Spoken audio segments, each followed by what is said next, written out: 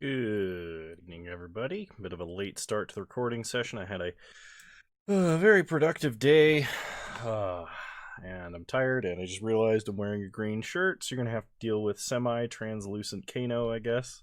But today, for Kano Tryharding Modern, I'm going to replay the same Tron list I just played.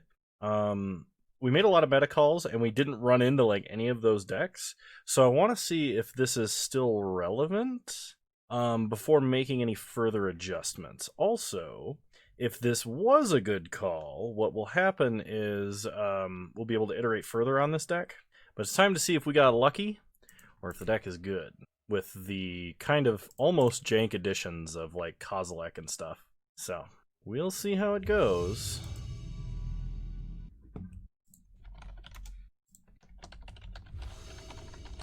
Alright, we're on the draw for game one. Not sure why my mic is. Hang on. Technical difficulties. Alright. Turn 3 Tron with redundant Karns. This should be good. And it's Tron! So, start mine, play map. Pass the turn. I'm now realizing I'm sitting in a dark basement and I've been out in the sunlight all day, so everything's kind of like, what's going on? And it's just dim. Opponent plays Urza's mine. We play our own power plant. Pass the turn. And our opponent plays a temple. I think they'll find they'll be quite disappointed. Let's go ahead and get tower. They can take a Karn, but Karn's gonna take their Thought-Knot Seer. This is where having a backup Karn's real important. So super high class Tron strategy. Always make sure to draw 2 Karns. I was actually really worried that our opponent would be a green Tron deck. Oh, yeah, no, and if you can draw the third, obviously draw the third Karn. I mean, because we drew another redundant Karn, I kind of just want to take out the Temple. But, like, by taking out the Thought-Knot Seer, they have to play something that deals with Karn. Because if they just try and hit the mana base, we'll just Karn them again. So I'm expecting they have to play, like, a Reality Smasher or something to that effect here for it to be effective. Another Thought-Knot Seer is like not bad. Yes, it appears to be a Reality Smasher. Okay, well, using your Karns as removal spells is very not optimal. You want to be attacking the mana base, but considering we have literally no option right now. Karn number 3. Taking out Reality Smasher. Pass the turn. We kind of just have to hope that our opponent runs out of threats. Or they play something that dies to like an Ugin uptick and we draw land for Ugin. Oh my god. Is this an Eldrazi Titan? Okay, it's an Endbringer. And our opponent plays an Expedition map, so they will have Tron next turn. Okay, so Chromatic Star, crack it for green, draw a card. We draw Kozilek. So, Sylvan Scrying, get a tower, play the tower. We still only have 7 mana. I think we actually have to...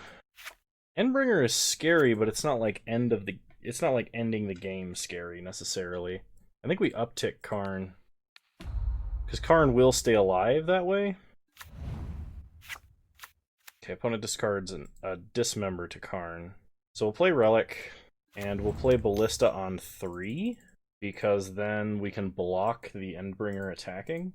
My opponent will be able to tutor for a land, and just so long as they don't, like, play a Ulamog or something, I think we're fine. Okay, opponent cracks map. They got Urza's tower. Well, if they play a Karn and they downtick, we can kill it with Ballista. But we would be in trouble if that was the case. So opponent attacks Karn. Okay, well, block, because we have to. Ping our opponent for 3.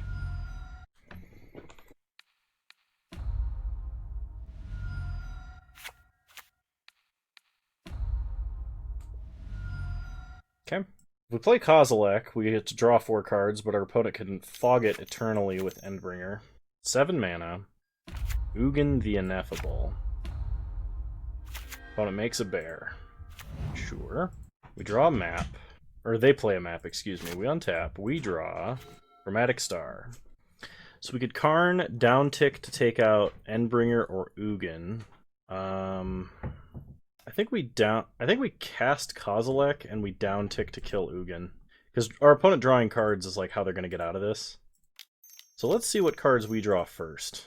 Okay, we have some decent backup plans now. I was kind of hoping to hit a land, though. Ugin doesn't directly draw cards, but does make a blocker. We can play our own bigger Ugin next turn. Yeah, let's just hit Endbringer. Endbringer can stop us from blocking, it can stop us from attacking, and the Annihilator triggers, I think, are going to be more important. Alright, they use the last of their mana to draw a card. Which is also something Endbringer can do, because Endbringer can do everything. We are going to discard a Relic of Progenitus, because we don't really need that right now. I don't know if you can hear the shenanigans that's going on upstairs, but the dog is going berserk. Likely because he found the treat in the toy. Oh my gosh, he's gotten 3 walks today. And he still has this much energy. I'm doing that boy a disservice. Alright, we draw Ancient Stirrings. What do we do here? We can play Ugin as a burn spell. We can play Karn. What do we have out of the sideboard for Karn? We could Sorceress Spyglass and see what's going on, which might give us a bit more information before we use Karn or anything like that. I kind of like that. Let's go ahead and play Karn. Alright, game's over. Nice. Alright, so versus Eldrazi-Tron. This is where not having Dismember and having Spatial Contortion actually matters a bit. Like, quite a bit, because we can't kill Reality Smashers or Thought-Knot Seers. Wilt could actually matter quite a bit in this matchup. I think in the general sense, Kozilek does not, and Thragtusk probably does not either. Ugin the Ineffable actually seems really bad, so I'm going to cut 1. Him not being able to downtick to blow up permanents versus the deck that's literally all colorless is super bad. Like, the drawing cards and the cost reduction's great, but he just feels kind of like a bad enchantment. I guess I could have taken out the relics too, but I don't know what else I would put in. And the relics at least cycle. Alright, we can get a better hand of 6. We can probably get a better hand of 5, though this is an Ancient Stirrings. I was right to go to 5. We'll keep. Put back Ancient Stirrings and Wilt. Okay, opponent starts Tower, map. Sure. We start Power Plant, map. Pass the turn. So map here is probably going to find Sanctum of Ugin. Opponent is actually going to assemble Tron, and very quickly. We have a redundant tower. Pass the turn. See what our opponent's doing. If my opponent plays a Karn, we have to, like, tutor up that land, basically. Okay, crack this in response. And we are going to get either Sanctum of Ugin or Blast Zone. And I think it's probably Blast Zone. Okay, if my opponent gets Trinisphere, that's wrong. They probably just get Liquid Metal Coating. Yep, it's the pretty standard line in this scenario. I'm kind of glad I didn't play out the Urza's Tower, though I don't think the 5th mana is going to make much of a difference here. They should Coating something on our upkeep. Okay, they do. We draw Sphere. So play Tower, play Sphere. We can't activate it because I'm dumb, but at least it's on the board. Play out Walking Ballista, X2, and pass the turn. We can't ping with Walking Ballista. With any luck, our opponent will go for the Tower on their turn, which will allow us to play a Tower and, I guess, play an Ugin. But they do have an active Karn Great Creator, which is very difficult for us to beat, especially when they were on the play. Okay, Ugin the Ineffable. Makes a blocker. Thought-Knot Seer, they take our only threat and see we have Tower. So now our opponent knows to hit literally anything but Tower. Yep. Okay, and that's going to be game. Alright, cool, game 3. This time we'll be on the play, which should matter quite a bit. Eldrazi-Tron versus Tron is another matchup where, like, it definitely matters who goes first, and it definitely matters how fast you assemble Tron and what you do with it. Like, this hand gets Tron, but, like, we don't have anything we can play, especially that matters against our opponent's deck. So I'm actually inclined to mulligan this, despite the fact that this is a fast Tron. This one can work. I'm going to 5. Alright, this is less than ideal. Do I go to 4? Our opponent also mulliganed to 5. I'm going to 4. This'll work. Opponent mulligan to 4, we'll keep. Put back 3 cards. Put back map, put back star. So I mean, short of Tron threat, this is probably one of the better hands we could have. I'm tempted to keep this chromatic star not activated unless we draw a card that's green that we want to play. Like Thragtusk as an example. Thragtusk is not an amazing play, but the draw next turn versus the draw this turn doesn't really matter. Okay, show me Karn, either one. Yeah, that's how you do it. That is how you do it. Whew.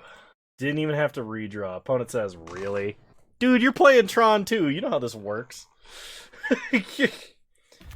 Okay. Go ahead and nuke power plant. On a cracks map in response. Probably either getting an Eldrazi temple or a power plant. They get another power plant. Opponent plays a power plant into a Mind Stone. Okay, we untap. We draw an Ancient Stirrings. So go ahead and filter for green. Draw a card.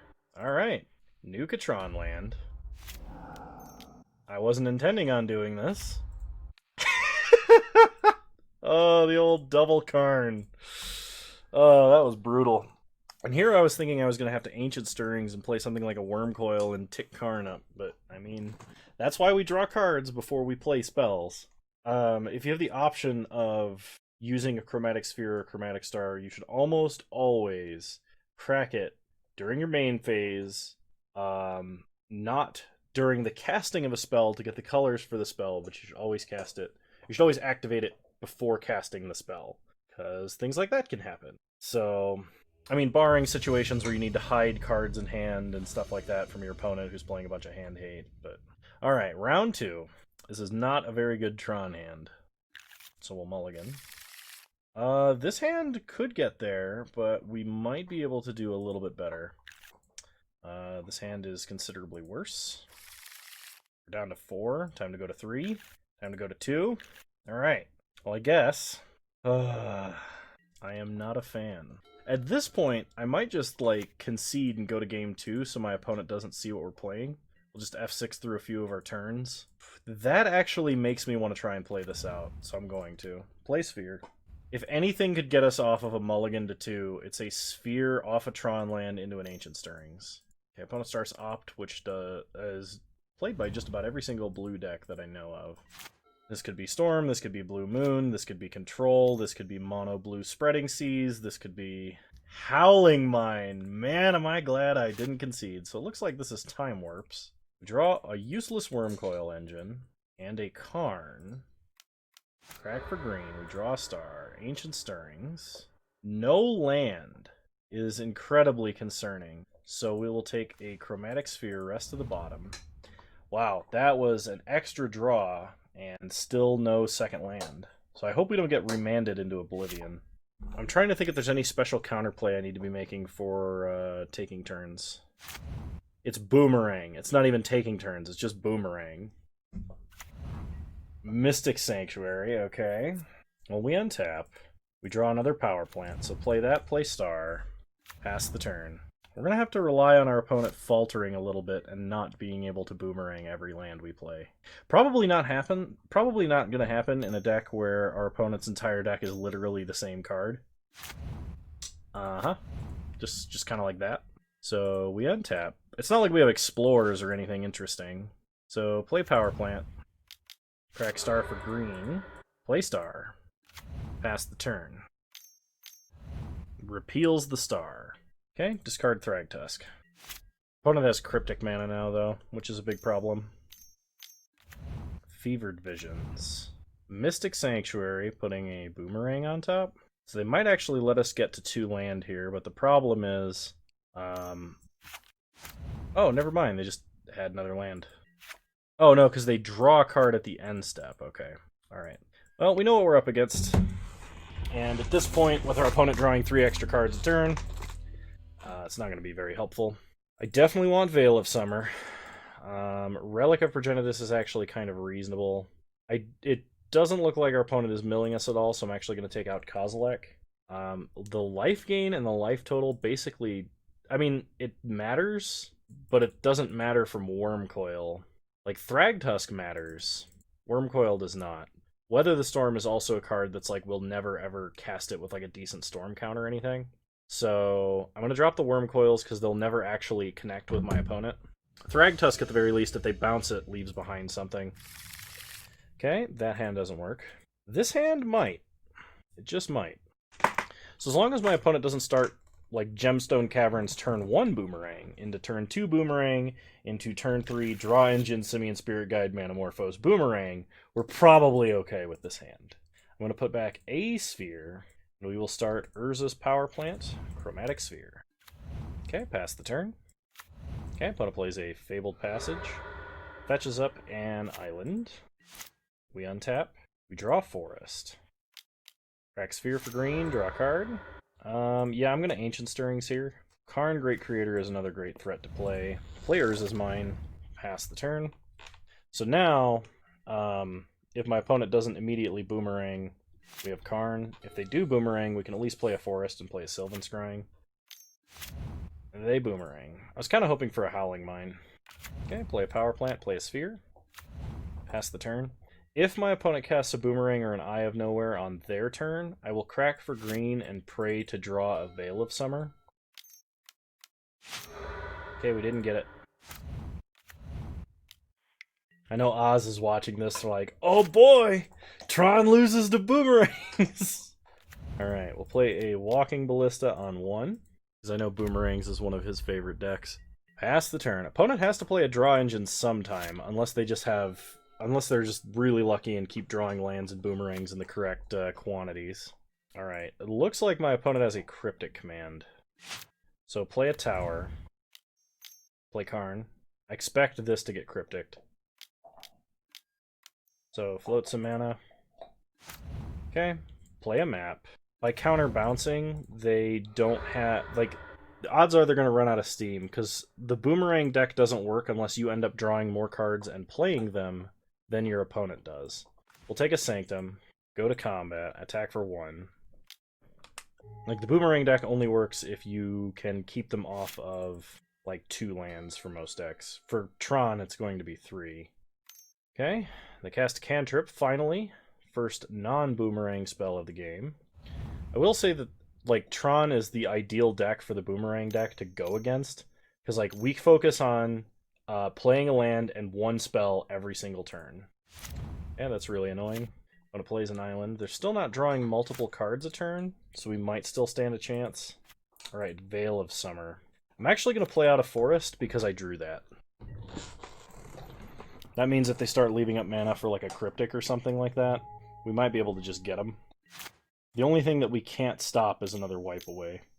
Okay, Fevered Visions. Opponent plays a Mystic Sanctuary, getting a Wipe Away. Damn it.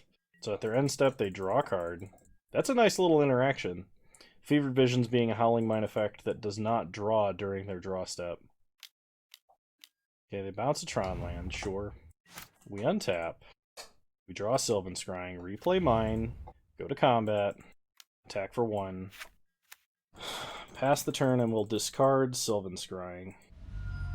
Karn is good. I will discard Sylvan Scrying and Sylvan Scrying. Okay, opponent's turn. They opt. They cast another Fevered Visions, and they pass drawing some cards. They attempt a Boomerang, and we Veil. Drawing another Karn, Boomerang fizzles.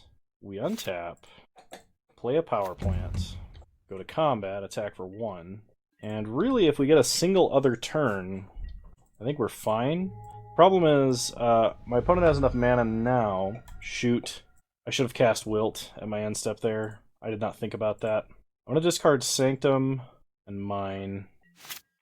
On my opponent's upkeep, I'm going to Wilt a Fevered Visions. This halves their clock and prevents them from drawing too many extra cards. They're still drawing extra cards, though, which is really, really bad for us.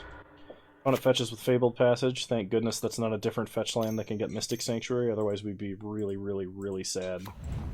Opponent plays a Howling Mine, and does have another Boomerang. Fantastic. Okay, they draw a card for turn, we untap, we draw another Karn, and a Chromatic Sphere. So play a Power Plant, play Sphere, crack Sphere to draw, Relic, play Relic. This prevents any more Mystic Sanctuary shenanigans for at least one turn. Then we go to combat and get in for one. The only way this doesn't work is if my opponent has a Wipe Away, and they use a Wipe Away on Relic rather than a land. Okay, we draw a card, take some damage, we'll discard Sylvan Scrying. Okay, opponent's turn. They draw additional cards. Another Fevered Visions. Opponent is passing to draw cards. Guess I have to let them. There's nothing I can really do there. Untap. We draw an Ancient Stirrings. Play Tower. They almost certainly have a Cryptic. So I think in that case, what we're going to do is play Karn Liberated. Opponent has a Remand. Okay. Go to combat. Hit our opponent for 1. They go to 14. Thragtusk would be nice, but it will never resolve. Let's discard Ballista, Karn, Stirrings. We have no way to like empty out our hand or anything. All of our spells are way too expensive. If this is another Fevered Visions, we have to crack Relic and try to draw our other Veil of Summer. It's the only way we could force through an Ugin, and Ugin is the only way we could answer that many Fevered Visions. Okay, wipe away. Can't respond. We pick up Urza's Mine. Sudden Impact. With 8 cards in hand and no instance. Alright. Well, it turns out that we lose to the deck tailor-made to defeat Tron. If you have a player at FNM that plays the Boomerang deck, bring a bunch of Veil of Summers. That would be my suggestion. Because Veil of Summer completely turns off their game plan in the early game and will let you assemble Tron. It will also let you resolve threats through their Boomerangs. So, unfortunately, we just didn't draw the other one in time. Alright, game 3. This is a definite mulligan. There is not a single Tron piece or way to really find Tron pieces. This is a lot better. I really wish this was a Karn. Look at how good this hand would be if this was a Karn. Like, Ugin's just not great. But I will keep. I'm actually tempted to put back Urza's Mine, because this way we still assemble Tron on time.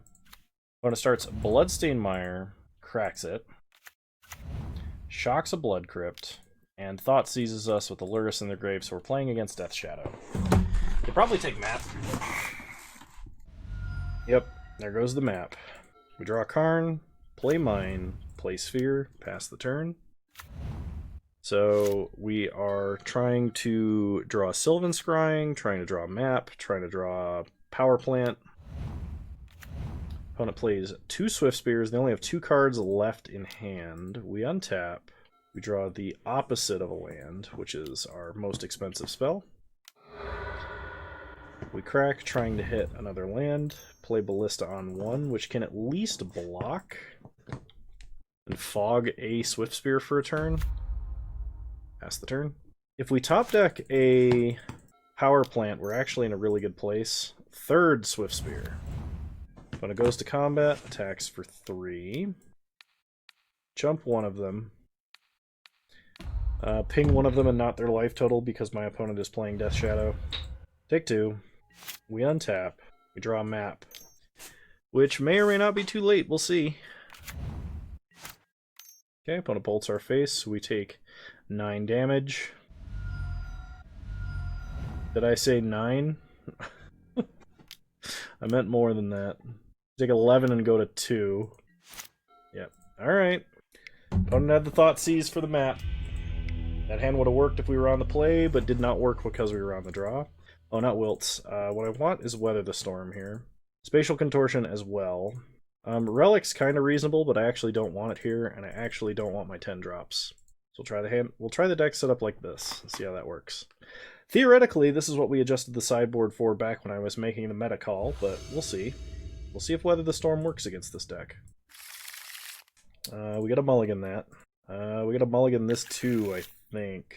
I guess we could make this work. One has to choose between taking us off life gain or taking us off of Tron pieces, I guess. I'm gonna put back Karn, and we're gonna try this. I do not think this is the best hand. I think I probably should have mulliganed again to see if I could get something better, especially being on the play. But I'm kind of experimenting a little bit here. So opponent starts Scalding Tarn, Fetch, Shock, Thoughtseize. Okay, pick your poison. They take a Sylvan Scrying, okay? We draw a Mine, which is actually hilarious, so Sylvan Scrying will get a tower. That was basically exactly what we were hoping would happen, is we would draw a Tron piece that we didn't have, so then we could tutor for the third one. The opponent plays a Sunbaked Canyon, Thoughtseizes again. This time they can take Weather the Storm or Wormcoil Engine. They probably take Wormcoil Engine. Yeah, because I don't think my opponent is playing Path, and I don't think they can answer a Wormcoil Engine otherwise. If they are playing Path, they're definitely not holding it. They did see that we have Tron, so play Tower, pass the turn. We could Weather the Storm to undo basically any amount of damage. The only concern would be as if my opponent has a Skullcrack that they could somehow play. This forces us to Weather the Storm here, which is fine. We gain 6 life. We'll end up taking 2 damage, but opponent can't take anything because we're only holding lands. We have a ton of good top decks from this position. Opponent really wants to go deep on the casting spells plan. So they hit us for 3, we go to 23, we untap, and we draw Karn. Play Karn. Because our life total is so high, I'm going to tick up Karn. My opponent only has 2 cards in hand right now, and they are drawing an extra card next turn due to me... no, they already drew that card. Never mind, because they cracked it on their own turn. Okay, we take a Swift Spear from them, which is great.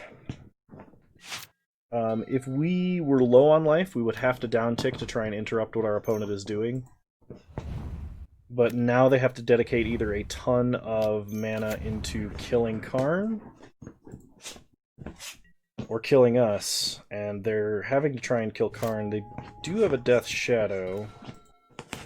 So we downtick to 5. Like, any bolt kills us, or kills Karn, I mean. So we've got to exile Shadow here, because Shadow is easily they're going to be their biggest threat. Play a Mine, pass the turn. And now we just have to try and draw action, which is good, because from this position, Sphere, Star, redraws, Ancient Stirrings we can cast, you can grab anything, Ugin wins the game, like, we have a ton of good draws. Tons. Okay, opponent Crash Throughs. They haven't played a land yet. If they have land, additional spell... Karn will die here. They don't have land additional spell. Okay, cool. Now we're in game 3. So that hand was a little bit lucky. I did not expect it to work. This hand is pretty bad. So this one I will mulligan.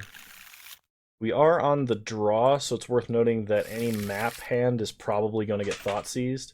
I still have to keep this because of the like high roll potential, but this at least gives me a Sphere for a redraw. If my opponent opens with a Swift Spear or a Soulscar Mage, we do have the map opener, but then Thoughtseize would take Karn.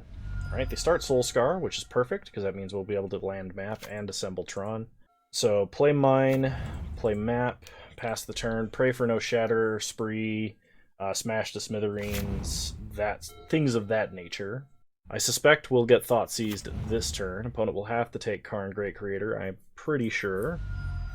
Mutagenic Growth, okay. Opponent is going deep on some damaging spells here. I'm gonna have to restart the client very soon, I'm sorry, because like there's stuff happening and I can't comment on it because it's Moto's just lagging to shit. So Scourge of the Skyclaves, okay. So we draw an Urza's Tower, play the tower.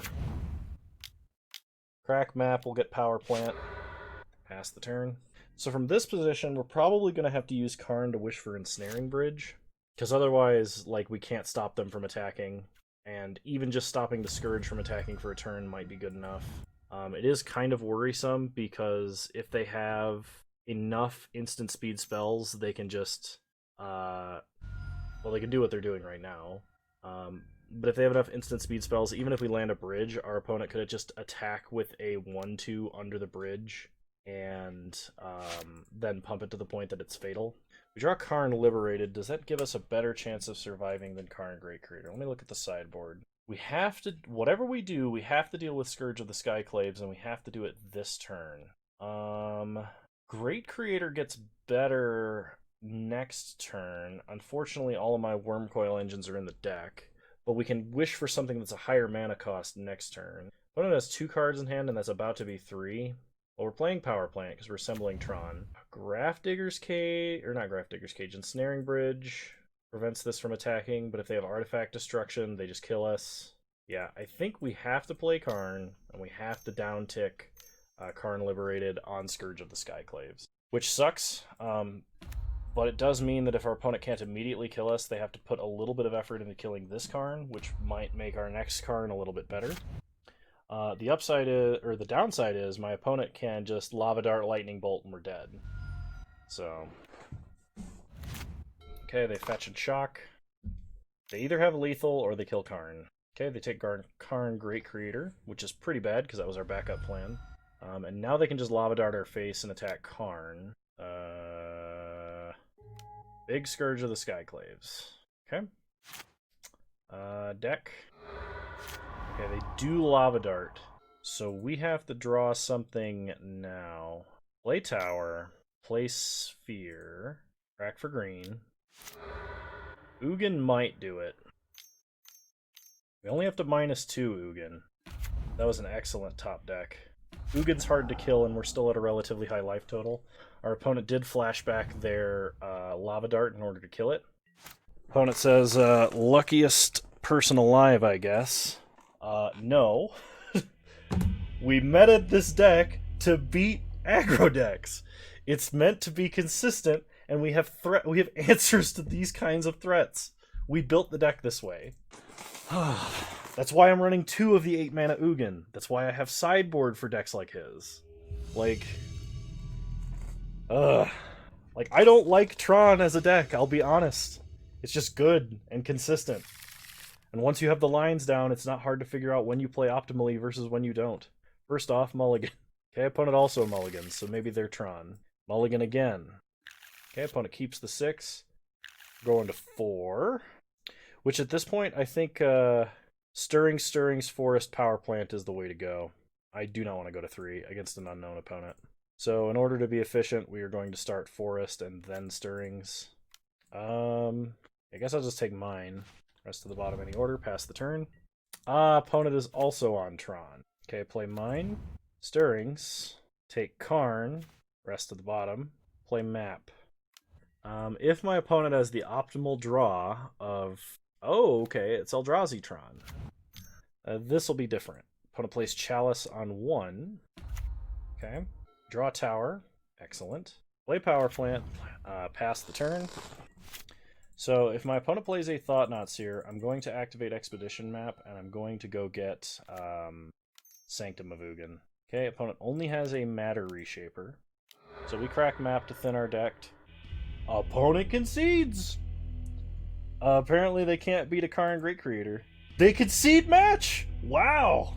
Our intimidating aura crushed them, I guess. See you guys in round 5! I think that's the Magic Gods going, you played against the Boomerang deck, we'll cut you some slack. Alright, we'll play first. Being on the play for the last match is great. Double Tron piece, Ancient Stirrings is very close. I think I am going to keep this. It's a little bit risky. It's not a guaranteed Tron hand. But we're pretty close, and we have 7 looks, 8 looks into our top deck before our 3rd land play, which should be enough to get us there. Hopefully. So we'll start Chromatic Sphere, pass the turn. Opponent starts Sunbaked Canyon. Well, they're not playing Luris. I'm kind of interested to see what they're playing. It's Goblin Guide.deck. Alright, I'm going to restart the client, because I always try and give my opponent a courtesy to let him know what I'm doing. Alright, we untap. We draw Chromatic Sphere because that's what was revealed. So, crack Sphere for green. Draw a card, play Sphere. This is a total of 9 looks for Urza's Mine before our third land play. Before our third turn, basically. Counting the third turn draw step. Okay. Ancient Stirrings. Urza's Mine, please. There's a Blast Zone. And Urza's Tower. I guess I'll take second tower. Because we are holding 10 mana and 8 mana things. But we really need to draw that Urza's Mine. We do have an additional cycle off of this relic. It could matter. Opponent plays an Eidolon. Thankfully, we were on the play. Okay, we draw a Power Plant. So that's one more look at Tron land. Okay, Walking Ballista. Play Urza's Tower. I'll wait to play Walking Ballista till next turn. We'll take the damage off of Eidolon. Playing Relic this turn. I guess I should have played Relic before I played a land and cracked it.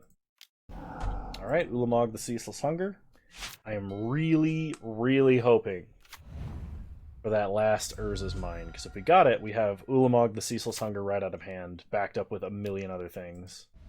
Actually, I would just play Ugin and wipe the board, I think, provided I'm not dead this turn, which could be the case. We're taking at least 9 damage, so we'd be going to 5, and we'd be well within double bolt range. Opponent has another spell. Oh gosh, okay, I think we're dead. We go to 1.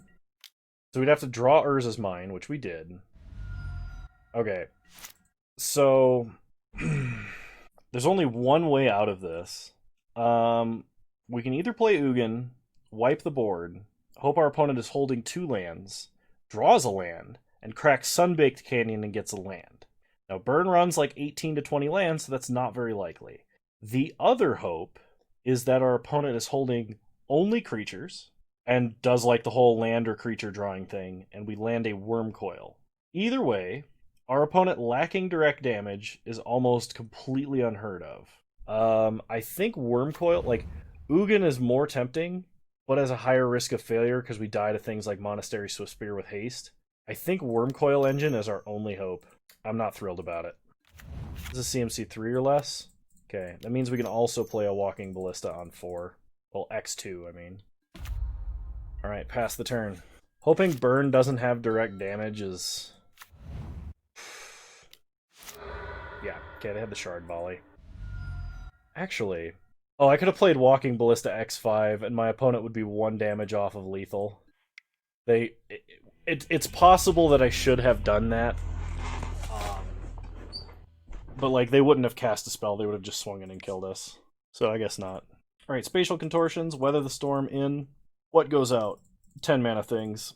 10 mana things and Relic of Progenitus. We might want Wilt to take care of Eidolon of the Great Revel, but I think in the average case, it should just be dying, or like, it either is going to come down too late for it to matter for most of our 1 mana spells, and like we're going to land our Thragtusks and Wormcoils and stuff, or we probably don't need to deal with it. The only reason we might want Wilt is in case our opponent is playing Blood Moon out of their burn sideboard, which is also not unheard of, but isn't incredibly common. Alright, we'll play first. Mulligan. I would feel so much better about this hand if we had a Chromatic Sphere or Star, but as it stands, I think I have to keep it. We're 2/3 of the way there. We have a Sylvan Scrying to get the last bit. We'll have a Karn Great Creator into like a Trinisphere or something. And we have a Weather the Storm. I just had a thought, too. That player that was like, oh, luckiest player in the universe, obviously did not watch my videos about the, like, 3 Tron leagues where we got completely obliterated by most things that we came across. Also, we played against the, like, hard counter to Tron in the form of boomerangs. Anyway. Opponent starts Seal of Fire. It's not very impressive. Okay, hang on. My opponent playing Seal of Fire could mean that they're playing Chandra's Incinerator. And if they're playing Chandra's Incinerator, my opponent is going to cast like 2 or 3 spells next turn, especially if they have a Manamorphose. I think it's better to hold up Weather the Storm this turn than it is to just go for Tron. Yeah, I'm going to do that. We'll see if I'm right. Opponent bolts our face. Seals of Fire us. Arid Mesa. Fetch. Shock. Chandra's Incinerator? Okay, well they only cast 2 spells, but we're still going to gain 9 life. Opponent has a 6/6. We untap, we draw a forest. Play a tower. Sylvan Scrying. Get a power plant, play out a map. Pass the turn. Kind of hoping for Big Karn. Opponent has Destructive Revelry for the map that we don't need. But I guess it's just a way to get in damage. So they deal 2 off the Revelry, taking us to 22, and attack for 6, taking us down to 16. We draw a Chromatic Star. So play Power Plant. This has Trample, so we can't, like, get a blocker in the form of Walking Ballista. I think we have to go Ensnaring Bridge, which I'm not thrilled about. Play Karn. The fact that they just blew their Destructive Revelry means that they either don't have... I mean, it means that they could have, like, one in hand that they're, like, hoping to use, I guess. So we're going to wish for Ensnaring Bridge, because that's one of the only things we can actually do here. Opponent almost certainly has to either bolt or attack Karn, regardless of what's in their hand. Okay, opponent cracks Arid Mesa. Gets a Sacred Foundry, untapped. Bolts Karn. Alright, Ensnaring Bridge down. So next turn we have up to 8 mana we can use after casting an Ancient Stirrings. We draw a Chromatic Sphere, let's go ahead and Ancient Stirrings. Second Karn Great Creator. Seems good to me. Rest to the bottom. Play land. Play Karn. Play Sphere. I guess I should have actually wished with Karn first.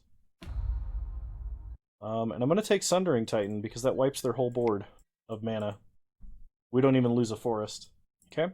It's a little awkward because our Sundering Titan won't be able to attack. Okay, they Skullcrack us. We kill Karn with that. They untap, they Lava Spike us. And pass, we draw. Wormcoil Engine. Crack for green, redraw. Sylvan Scrying. We're going to get a Sanctum of Ugin. Play the Sanctum. Play Sundering Titan. Sack Sanctum of Ugin. Oh, I took out the big Eldrazi. Okay. Wormcoil Engines. So now my opponent is going to be out of lands. They only have 1 card in hand. It's a path. Okay. Get a forest.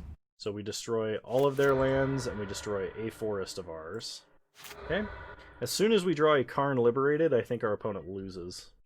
To play an Urza's Mine. Play a Wormcoil. Pass the turn. And now we're just hoping for Karn. Opponent does not find a land. Second Wormcoil. Okay, come on, Karn. Opponent does find a land. Okay, Chromatic Sphere is a redraw. So play Sphere. Crack for green. Draw Karn Great Creator. So play Karn Great Creator. Wish. We'll get a Trinisphere here. Play Trinisphere. Opponent concedes. Alright. Game 3. This is for the 4-1, because our Eldrazi-Tron opponent conceded match Game 1. I also think those Weather the Storms have actually been pretty good in our aggro matchups. Opponent does have Skullcracks, so we do need to be wary of when we use them. We should not use them on our turn unless our opponent is totally tapped out, basically.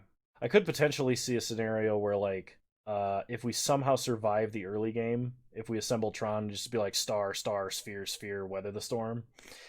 Which would be awesome, because we gained 15 life, but yeah, I don't think we want the 10 mana Eldrazi in here, even though we were like really looking for one that game, because I'm dumb.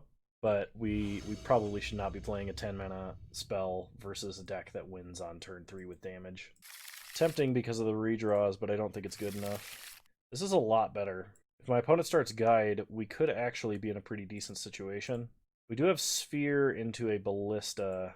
It might be worth going to 5, but we do have a Wormcoil Engine. Our opponent does have Paths.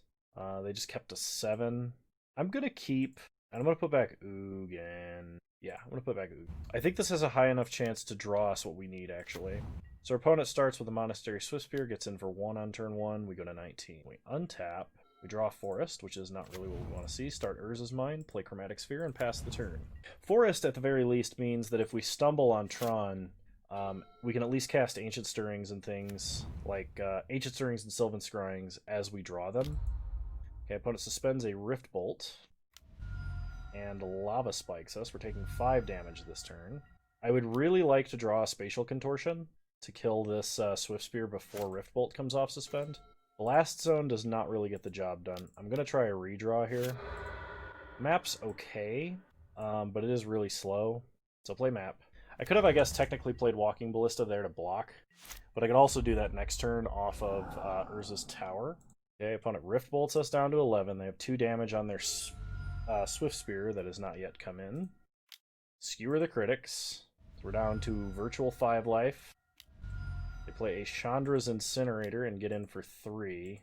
I think that Incinerator means we're dead. Weather the Storm. So we can crack Expedition Map, get Tower, and then have 3 mana. Yeah, if this had not been Expedition Map, if this had been Sylvan Scrying, we would have been fine. We would have been a lot more fine anyway. Taking 7, we can go to 8. I think that's our best bet. I still don't know how we get out of this. Try this. Yeah, okay. Well, that hand was a little bit sketchy. I probably should have mulliganed again. But hey, we 3-2'd, which means we get a treasure chest and our entry back. So let's go ahead and open our treasure chest, our hard-earned versus boomerang treasure chest. The magic gods bestow upon us a mirror entity and a life and limb, as well as 5 play points. So, let me open up the list again really quick, doing a little bit of the recap. So we stumbled on mana a few times, but I don't think there's a way to make this deck more consistent than it is. We even have the additional cantrips in the form of Relic. I think Weather the Storm is a good way to go if you have a heavy aggro meta, like kind of what's going on right now. A couple of times that we cast it, it was actually really good. It gained us like 6 to 8 life, so it was on par with like Rest for the Weary or Life Goes On. Life Goes On was something else I was considering, but I also don't think we can ever turn on the full life gain from it. And 2 mana and 1 mana as far as colored mana goes for Tron are basically the same. I think if I were to continue playing this deck, I might cut Ugin. This sounds really stupid to me. And this might just be like, oh no, this is a really terrible idea, you're just being too memey. I kind of want to cut Ugin the Ineffable, and like either for 2 more Relics of Progenitus, or another way to draw cards. Like, I don't like Ancient Stirrings is the only variant of Ancient Stirrings that exists. Actually, maybe it's nowhere near as good. There's Adventurous Impulse. Reveal a creature or land. Okay, can't hit planeswalkers. Is Oath of Nissa still modern legal? Creature, land, or planeswalker card. I think it's modern legal, right? Yeah. Okay. I think the next Tron list I play, the problem has been I've not been able to consistently hit the Tron lands, despite mulliganing. I think I'm going to cut 2 Ugins, 1 Relic, and maybe a Walking Ballista, because I like having 1 Walking Ballista in the main. 2 is like not been a real noticeable difference from 1 for me, and I'll still keep the other one in the side so I can wish for it with Karn. But I'll cut 1 Walking Ballista, 2 Ugins, and a Relic of Progenitus, and I want to try 4 Oath of Nissa in the deck as sort of a tiny Ancient Stirrings, because it can hit, any of our lands, it can hit our planeswalkers, and it can hit our creatures, which is basically this entire deck. It's effectively going to be a mini Ancient Stirrings, and I think it might be good. We're not taking a huge advantage of the second half of Oath of Nissa, but it's better than Adventurous Impulse simply because it can hit planeswalkers and Adventurous Impulse can't. And I think it's worth trying. The increase in cards that cost green might make me play a 5th Forest or a Nurturing Peatland, maybe even going up to 19 lands. But yeah, I think that's the next direction I'm going to take this deck. We could have easily 4-1 to this league had I not fumbled versus Burn and mulliganed wrong. And so I think the extra life gain and the extra kill spells and stuff that we meta-teched in were fine. Honestly, we can probably drop the Kozilek Butcher of Truth because I haven't run into a mill deck in about 4 leagues now. So I don't know if everybody just stopped playing them because they got frustrated from all of the people running Kozileks in their sideboard or what happened.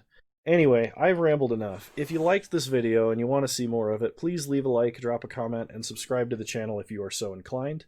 You can also follow me on Twitch, same username on Twitch as you find me on here. I stream Wednesdays at 6 p.m. Mountain Time, 8 p.m. Eastern Standard Time. I will not be streaming at 8 p.m. Eastern Standard Time this Wednesday. This Wednesday, the 30th of September, because I have a medical appointment at 7:30 p.m. my time, which means I will be starting the stream shortly after I get off work, about 2 hours earlier than usual. So that'll be 4 p.m. Mountain Time and 6 p.m. Eastern Standard Time. And I'll stream for a couple of hours at least before I have to go. So with that exception noted and advertised, I hope you all enjoyed. I want you to know that you're all wonderful people, and we're so close to 400 subscribers. I'm super excited. I'm so stoked about that. So I'll see you guys later. Y'all have a good time.